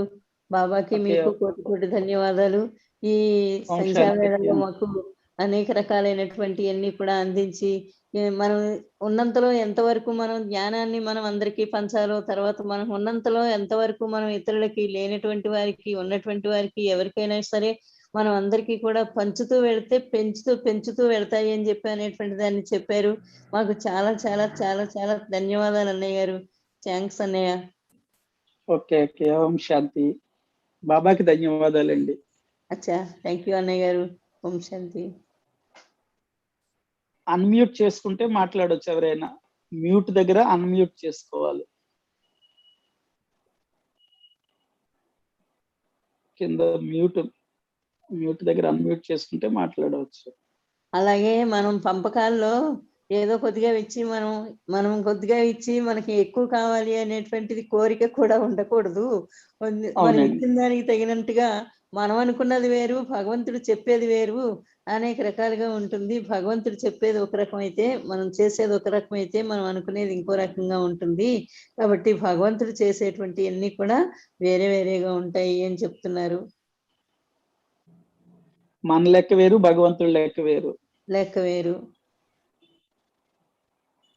అన్నయ్య ఓం శాంతి. మీరు అన్మ్యూట్ చేసుకోవాలి. మీరు మీ స్పీకర్ ఆన్ చేసుకోవాలి. మీరు అక్కడ రాజమండ్రి అన్నయ్య గారు స్పీకర్ ఆన్ చేసుకోవాలి. అన్మ్యూట్ అని ఉంటుంది వీడియోల కింద, మొబైల్లో కింద అన్మ్యూట్. మాట్లాడండి. ఇప్పుడు మాట్లాడండి. ఓం శాంతి అన్నయ్య. ఓం శాంతి అన్నయ్య. ఓం శాంతి అన్నయ్య. వినపడుతుంది అన్నయ్య. వినపడుతుందా అండి? ఓం శాంతి అన్నయ్య. పోయిన బుధవారం నాడు ఏ మాట అయితే ఇచ్చారో బాబా దయ వల్ల, బాబా ఆశీస్సులతో ఈ రోజు కూడా మళ్ళీ వచ్చి మాకు మీ సందేశం ఇచ్చినందుకు చాలా చాలా ధన్యవాదాలు అన్నయ్య. మంచి సందేశాలు ఇస్తున్నారు. హలో. బాబాకి ధన్యవాదాలు అక్కయ్య. బాబాకి ధన్యవాదాలు. తర్వాత ఈ బాబా ఇచ్చారు అవకాశం కూడా. ఈ భూమి మీద ఉండేటువంటి ఎంటీ అనేటువంటి విషయాన్ని ప్రపంచంలో ఉండే వాళ్ళకి చాలా మందికి తెలియదండి. ఎవరికి తెలియదు. ఈ విషయాన్ని బాబా మీ ద్వారా మాకు సందేశం ఇచ్చినందుకు బాబాకు చాలా చాలా అంతే కదా. మనం ఖాళీగానే వెళ్ళిపోతామండి ఇక్కడి నుంచి, ఏమి పట్టుకుని వెళ్ళండి. అంటే ఖాళీగా ఉండే చచ్చిపోతామని అర్థం. దాని అర్థం ఇక్కడే ఇవన్నీ నావి అనుకోవడం. పార్వతి అక్కయ్య గారికి ధన్యవాదాలండి, మిమ్మల్ని ఈ విధంగా కలిపినందుకు. అన్నయ్య, ఈ విషయంలో అయితే పార్వతి అక్కయ్యకి ఎన్ని కోట్లు ధన్యవాదాలు చెప్పుకున్నప్పటికీ తక్కువేనన్నయ్య గారు. ఎందుకంటే ఆమె తెలుసుకున్నటువంటి అతి స్వల్ప కాలంలో మనందరికీ కూడా ఈ ప్రేరేపణ ఇచ్చి ప్రేరణ ఇచ్చి అందరినీ కూడా తీసుకొచ్చి మనందరినీ కూడా ఎక్కడెక్కడ వాళ్ళనో కూడా అందరినీ కలుపుతూ ముందుకు తీసుకెళ్తూ ఉన్నారు. మన పురుషార్థం కూడా ముందుకు వెళ్తూ ఉంది. ఈ పురుషార్థం ద్వారా అనేక మంది ఆత్మల ద్వారా మనకు అనేక రకాలైనటువంటి వారి వారి యొక్క అభిప్రాయాలు మనోవంచలు అన్ని కూడా తెలుస్తూ ఉన్నాయి. ఒకరికొకరు మనం కలుసుకోగలుగుతున్నాము. కల్పపూర్వము జరిగింది, ఇప్పుడు మళ్ళీ మనందరం కూడా కలుసుకోగలుగుతున్నాము. ఎందుకంటే పార్వతక్కయ్యకి భగవంతుడు ఇచ్చినటువంటి సంకల్పాల ద్వారా మనం ముందుకు వెళ్ళగలుగుతూ ఉన్నాం అన్నయ్య గారు. ధన్యవాదాలు పార్వతక్కయ్య గారికి కూడా. సుకృతం వలన రాజేశ్ అన్నయ్య గారు, లక్ష్మీ అక్కయ్య గారి యొక్క శిష్యరకంలో మాకు బాబా యొక్క పాదముద్రల మీద నడిచేటువంటి అవకాశాన్ని మాకు కల్పించినందుకు లక్ష్మీ అక్కయ్య గారికి, రాజేష్ అన్నయ్య గారికి శతకోటి ధన్యవాదాలు. ధన్యవాదాలు. బాబాకి ధన్యవాదాలండి. మనందరం కూడా బాబాకే శిష్యులు అండి, బాబాయే మనకు గురువు అండి. అవునండి, ఇది మనందరం కూడా ఫాలోవర్స్, మనందరం కూడా విద్యార్థులు అండి. ఇందులో ఎవరు కూడా వేరే పోస్ట్ ఎవరికి ఇవ్వలేదు బాబా. మీరు చెప్పినట్టు నేను ఇదివరలో బాగా ఎక్కువ పూజలు పునస్కారాలు ఈ యాత్రలు ఆ యాత్రలు చేశాను అన్నయ్య. ఇక్కడ నాకు ఏ యాత్ర అక్కర్లేదు, బ్రహ్మాండమైన యాత్రలో ఉన్నాను ఇప్పుడు నేను. ఇది నాకు జన్మాంతరం వరకు నాకు చాలన్నయ్య. నేను ఇది కంటిన్యూ చేస్తాను. పొద్దున్నే మురళి పెడదాం అనుకునేసరికి మీ క్లాస్ ఉందని తెలిసిందయ్యా నాకు. పొద్దున్న 6 గంటలకి మురళి పెడుతున్నామని తీసుకున్నాను ధ్యానం అయ్యాక. అది వెంటనే 6:15కి మీ క్లాస్ ఉందని తెలిసింది. అప్పుడు అమ్మాయి చేత ఇది పెట్టించుకున్నాను అనమాట. మాకిద్దరికి కన్ఫ్యూజ్ ఇది పెట్టడం తెలుసుకోలేదు. కొత్తగా ఫోన్లు కొనుక్కున్నాము ఇవి, అందుకని మా అబ్బాయి ఇవన్నీ సెట్ చేశాడు ఇవాళ. మీతోటి ఇలా మాట్లాడడం అనేది చాలా అదృష్టం నాకు అన్నయ్య. నిజంగా అన్నయ్య గారు 850 కోట్ల మందిలో 33 కోట్ల మంది ఆత్మల్ని ఏరుకుని ఎత్తుకుని తను తెచ్చుకుని తన హృదయంలో కూర్చోబెట్టుకున్నాడు అంటే మనం ఎంత అదృష్టశాలి ఆత్మనం అంటే ఇంత అంతా కాదు కదా అన్నయ్య గారు. మన ముంగిట్లోకి వచ్చి మన హృదయంలోకి వచ్చి మన నోట్లోకి మనం సన్ముఖంలోకి వచ్చి మనతోటి మాట్లాడిస్తున్నారు, మాట్లాడింపజేస్తున్నారు. రోజు కూడా మనకి మురళి వినిపిస్తున్నారు. ఇంతటి అదృష్టశాలి ఆత్మలు ఇంకెవరైనా ఉన్నామండి? ఇంకెవరైనా ఉన్నారా? మనంతటి అదృష్టవంతులు ఎవ్వరూ లేరు అన్నయ్య గారు. రాజేష్ అన్నయ్య, ఓం శాంతి. ఓం శాంతి. ఎవరండి? అన్నయ్య నేను సత్య, రావులపాలెం నుంచి. ఓకే, ఓం శాంతి. ఓం శాంతి అన్నయ్య, బాగున్నారా? బాగున్నాను. చాలా రోజుల తర్వాత మిమ్మల్ని ఇలా కలవడం చాలా సంతోషంగా ఉంది. బాబా సేవలోనే బిజీగా ఉన్నాము. అవునన్నయ్య, లక్ష్మకి ద్వారా ఈ రోజు మిమ్మల్ని ఈ రోజు ఇలా జూమ్ లో కలవగలిగాను నేను. ఓకే, సంతోషం. ఓం శాంతి అన్నయ్య. ఓం శాంతి. ఓం శాంతి. ఓం శాంతి. అందరికి కూడా మళ్ళీ కలుద్దాం. ఓం శాంతి. పార్వతక్కయ్య గారు ఓం శాంతి. ఓం శాంతి అండి. ఈ రోజు కొత్త విషయం చెప్పారు మీరు. ప్రపంచంలో అన్నిటికన్నా విశాలమైన స్థలం ఏది చెప్పారు కదా, అది నేను ఇప్పటి వరకు ఖరీదైన స్థలం ఇప్పటి వరకు నాకు తెలియదు. ఇప్పుడు కావాలి, ప్రతి ఒక్కరికి కావాలి. మిగతా లేకపోయినా జీవించవచ్చు కానీ అది ప్రతి ఒక్కరికి కావాలి. అవునవును, అన్ని రకాలుగా ఉన్నా లేకపోయినప్పటికీ కూడా ఆ స్థలం అయితే గనక మన అందరికీ కూడా కావాల్సిందే. కాబట్టి అది అత్యంత ఉన్నతమైనటువంటి స్థలము. కానీ ఆ వ్యక్తి ఆ రచయిత రాసింది ఏంటంటే, మీరు మీ సంపద అంతా తీసుకెళ్లి అందులో పెట్టేస్తున్నారు శ్మశానంలోని, మీ యొక్క కళలన్నిటిని ఇక్కడ ఉపయోగించి ఖాళీగా వెళ్ళి చావండి అంటున్నాడు ఆయన. ఫేమస్ రచయిత అంటే ఖాళీగా చావండి మీరు, మీలో ఇన్ని గుణాలు ఇన్ని కళలు అన్నిటి లోపల పెట్టుకుని చచ్చిపోతారు, ఎందుకు శ్మశానంలోకి పోతున్నాయి, అలా కాదు ఇక్కడ ఉపయోగించేయండి, ఖాళీగా పోండి అంటున్నాడు ఆయన. అది దాని అర్థం. చెప్పినప్పుడు విడలేదు, ఇప్పుడు అర్థమయ్యేలాగా అయిందండి. ఇప్పుడు అర్థమైంది. శ్మశానము అన్నటువంటిది అయితే తెలుసు, కానీ అవునండి. అక్కడికి మన బుర్రలో ఉన్నాయన్ని పట్టుకెళ్ళిపోతున్నారు అని చెప్పి అక్కడ పెడుతున్నారు అంటే ఉదాహరణ ఒకటి చెప్తాను వినండి. చెప్పండి. ఇప్పుడు అంటే బాబా పిల్లలుగా పక్కన పెట్టండి, ఒక లౌకిక విధానంలో ఎవరిలో అన్న ప్రేమ ఉందనుకోండి, ప్రేమను పంచేస్తే అతని దగ్గర పెరుగుతుంది. అది పెరుగుతుంది. పంచలేదనుకోండి అతనిలోనే ఉంటుంది. అవును, దాన్ని తీసుకెళ్లి శ్మశానంలోకి వెళ్ళి అక్కడ ప్రేమను అక్కడ పెట్టేస్తున్నాడు అక్కడ. అవునండి. అదే జీవించిన ఒక 4 రోజుల్లో ప్రేమకి అందరినీ పంచేసాడు అనుకోండి, ఆ ప్రేమ తిరిగి మళ్ళీ అతనికి ఎప్పుడు కావాలో అప్పుడు తెచ్చుకోగలుగుతాడు. కాబట్టి జీవించినంత కాలం మనలో ఉన్నటువంటి గుణాలు ఏవైతే ఉన్నాయో, మన సంపద ఏదైతే ఉందో, మన కళలు ఏవైతే ఉన్నాయో ఆ కళలను ఉపయోగించాలి. నాలో ఒక మంచి కళ ఉందనుకోండి, ఎవరు చేయలేరు, నేను ఒక పని చేయగలను, అది ఈశ్వరుడికి సేవ చేయగలిగితే ఆ కళ అందరికి పంచుతున్నాను, నేను ఖాళీ అయ్యి వెళ్ళిపోతాను. పంచకుండా నా దగ్గరే పెట్టుకున్నాను అనుకోండి, అది శ్మశానంలోకి వెళ్తుంది అంతే. అంటే మన దగ్గర ఉన్నటువంటి విలువైన సంపదని శ్మశానంలోకి తీసుకెళ్ళొద్దు, ఈశ్వరీయ సేవలో ఉపయోగించండి అని చెప్పేది ఆ యొక్క వాక్యం.